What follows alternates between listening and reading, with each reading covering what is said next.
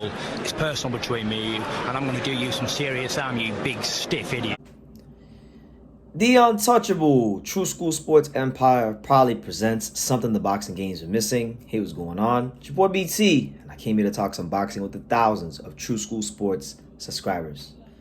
Alright, so I'm just getting my day started here in sunny South Florida, and man, action-packed day. I'll be live later on today for the Saudi Arabia card with, Anthony Joshua Ngannou, Parker versus Zhang, Nick Paul versus Ray Vargas. It's gonna be a fun time, so make sure you guys make your plans for that. But while I'm here getting my content in for the day, interesting stuff, really interesting stuff. And honestly, guys, yesterday was a circus. They announced Jake Paul versus Mike Tyson. They announced Manny Pacquiao versus Conor Ben. I mean, really and truthfully, just to be honest, boxing from a mainstream standpoint is really turned into a real life version of Love and Hip Hop. Boxing, especially big time boxing, is become a reality show because nobody asked for these fights. Nobody asked for Conor Ben versus Manny Pacquiao. We're getting it.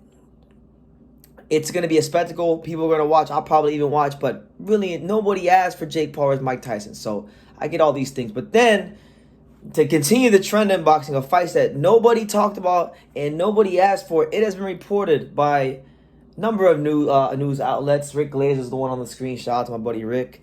As well as, I've seen Boxing King Media. I've seen people in the boxing world reporting on this rumor that supposedly Terence Crawford has finally stopped twiddling his thumbs and figured out what he's going to do.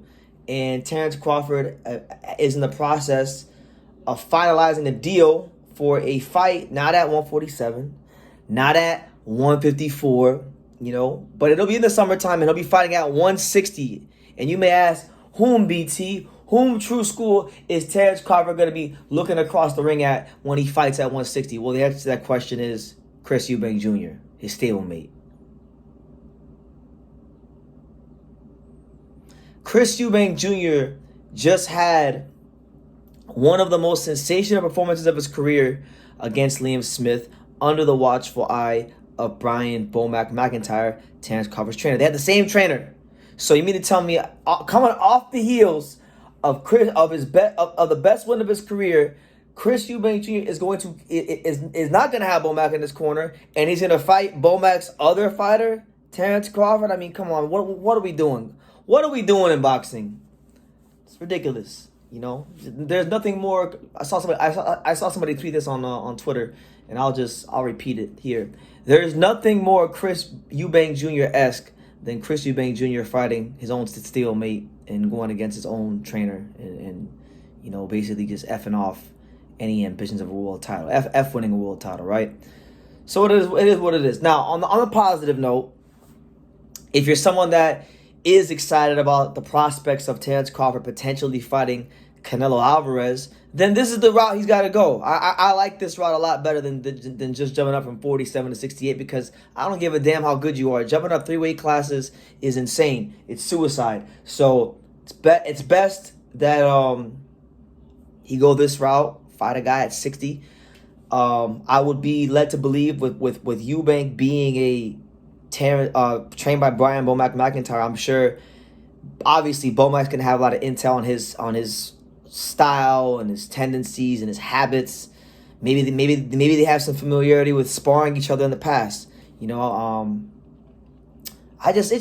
just weird. Like boxing I'm trying not to be I'm really practicing trying not to be the complaining, whining, bitching, moaning boxing fan. I don't want to be that guy. I don't want to come off as that miserable type of person. But when you come off what happened yesterday with Jake Paul, Mike Tyson, Manny Pacquiao, Conor Ben, now we're getting Eubank versus Crawford. I mean, does anybody want to fight anybody in their own weight class that's actually their age anymore? That's actually why can't a young guy fight a young guy? Or why can't, the old guy fight the young guy? Why are we just getting all these weird matchups that nobody thought of or nobody asked for? It's really, really weird. Now, it is worth noting that Terence Crawford never competed at 54, so he will be electing to skip 54.